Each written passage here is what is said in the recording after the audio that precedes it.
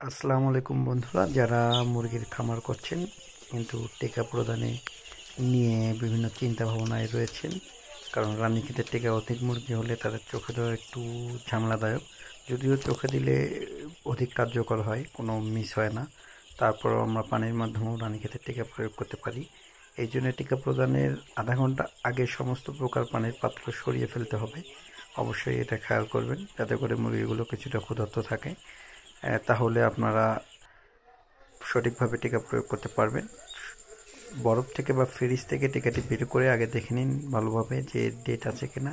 যদি ডেট থাকে যত দ্রুত সম্ভব তা পানিতে মিশিয়ে ফেলুন, কারণ খুব দ্রুতই এরটা প্রয়োগ করতে হয়। এর প্রয়োগ টাইম মাত্র 1 ঘন্টা।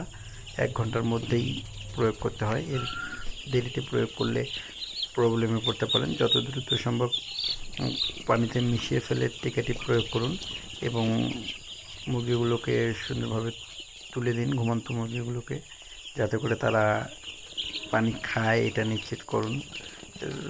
কিছুক্ষণ পানি প্রয়োগ না করে আধা ঘন্টা পর যখন আপনি টিকার পানি প্রয়োগ করবেন, মুরগিগুলো সুন্দরভাবে খাবে।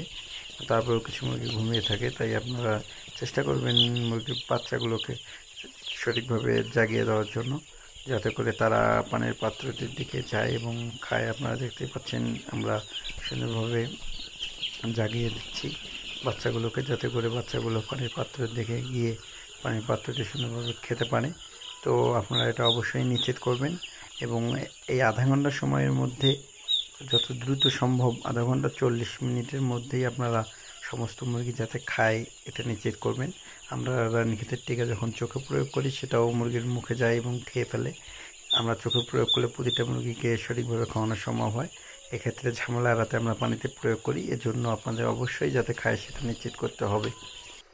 তো আপনারা দেখতেই পাচ্ছেন যে পানি সঠিকভাবে খাচ্ছে কিনা এটা পর্যবেক্ষণ করবেন এবং আমাদের মুরগিগুলো সঠিকভাবে পানি পান করছে এবং তারা অনেকটাই বিশ্রাম নিচ্ছে। তাই আমরা বারবার মুরগিগুলোকে উঠিয়ে দিচ্ছি যাতে করে তারা সঠিকভাবে পানিগুলো প্রয়োগ করতে পারে এবং খাইতে পারে।